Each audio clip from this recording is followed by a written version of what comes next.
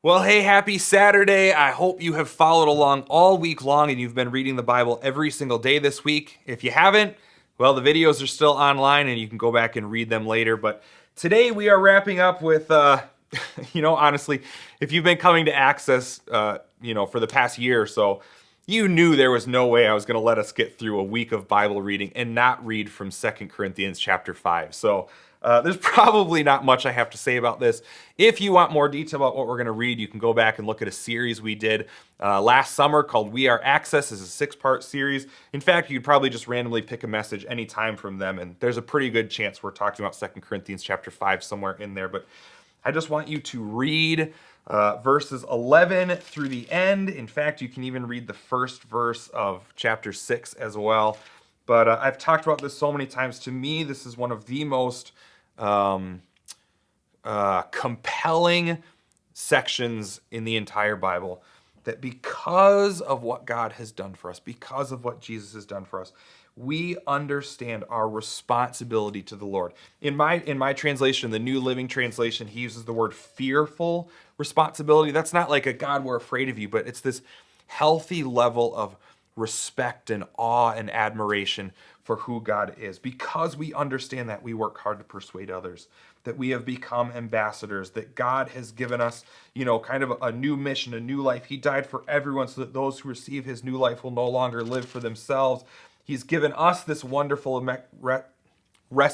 message of reconciliation. I can't help, even when I look at these words, I just get pumped up. I'm sitting in my office by myself. And so calm down. Here's the thing. As you read these verses today, here's what I'd love for you to do.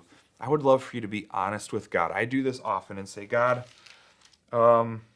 that's not the way I live my life every single day. Sometimes I'm way too selfish. Sometimes I'm way too focused on the things I want. But Father, I pray that I would experience so much of your presence, that you would transform my heart. Remember, that was the last kind of the 3 points. There's information, there's inspiration, then there's transformation. I would challenge you today to ask God, it's a bold prayer, but to change your heart to reflect the way Paul writes at the end of 2 Corinthians chapter 5. God, help me view my life through the lens of being an ambassador for you. And then just think about it all day. Ask God to give you opportunities. Ask God to open your eyes to areas in your life, whether it's at the store, whether it's at church tomorrow. Hoping to see you for the service as we continue the series tomorrow. Wherever you are, with your family, with your friends, who knows?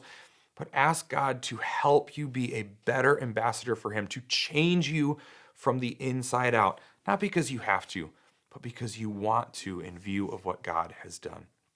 I hope that you experience God's presence today. I hope that as you've gone through this week-long journey of reading the Bible, that you have grown in your relationship with God. And I pray that your relationship with God will be better than ever. I had to throw that in as you continue to spend time with him and get to know him better. See you tomorrow.